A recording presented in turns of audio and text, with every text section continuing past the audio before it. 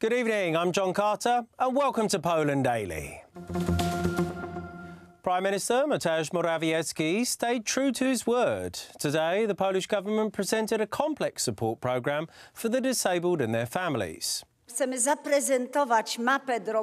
We are happy to present the first sketch of the support program for the disabled and their families.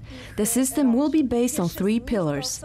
The first will be a solidarity system for the disabled, the second is the social responsibility package, and the third will be the availability program. Trzecim takim filarem, takim fundamentem jest program Dostępność Plus. The key element of the program is the so-called Solidarity Tribute, which amounts to a redirection of funds to those who need them the most.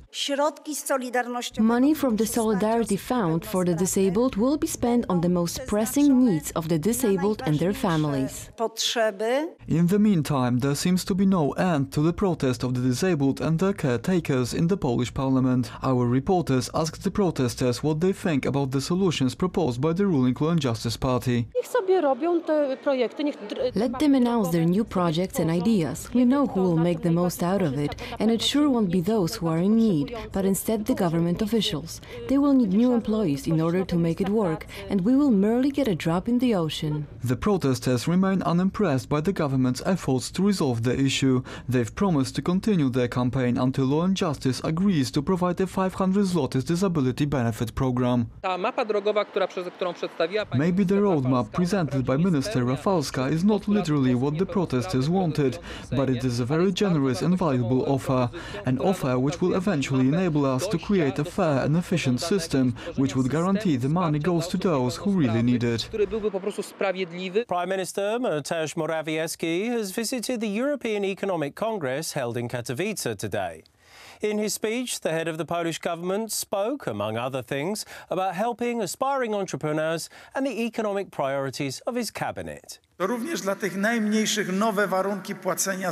We are planning new regulations concerning social security contributions for the smallest businesses.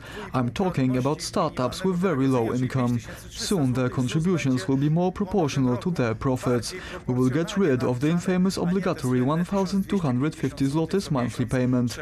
It was too much for the smallest companies. We want to be innovative, and we can only do that with your help. We want to make the regulations more favorable to aspiring entrepreneurs and deal with the biggest businesses in a fair but firm manner. We also want to fight the so-called tax havens, because a lot of great businesses had their beginnings here but moved abroad to avoid paying taxes. The tax income this year was 40 billion zlotys. That's more than we spent on financing the 500 Plus program and many other investment initiatives. Którzy uciekali stąd, nie płacili podatków, a tu robili biznes, tu mieli sprzedaż. Polish President Andrzej Duda will begin a 4-day visit to the US on Wednesday. He will be chairing a UN Security Council open debate on the role of international law in maintaining international peace and security. Ta wizyta ma dwie zasadnicze części. The visit has 2 main parts. First, associated with the session of Security Council of the United Nations. Second, visit in Chicago and meetings with Polish-American communities. Details will be given later by Minister Kwiatkowski. It will be a historic visit to New York. For the first time, the President of Poland will be presiding over a session of the Security Council. In Chicago, there will be a meeting with the Governor of Illinois, Mayor of Chicago, and visit to the base of the Illinois National Guard on the 25th anniversary of mutual cooperation with the Polish military. This will be an occasion for talks about military training of the Polish Territorial Defense Force. President Duda decided that after visiting New York, he will lay flowers at the Katyn Monument in Jersey City. The ceremony is planned for Wednesday. City authorities and the local Polish diaspora reached a consensus on Monday around the location of a memorial to the 1940 Katyn Forest massacre, in which the Soviets mass executed around 22,000 Polish POWs. The conflict around the memorial arose when city authorities announced its temporary removal from its site near the Hudson River in connection with plans to develop a park on the site. Strong protests against moving the monument came from the city's large Polish community, as well as from Warsaw. The activist group Generation Identity have recently become the victims of state repression in Austria. The patriotic movement have been gaining popularity thanks to their ambitious stunts in opposing non-European migration to European homelands. However, the non-violent group's most prominent members have had their homes raided, bank accounts frozen and are being charged by Austrian police with incitement and forming a criminal organisation.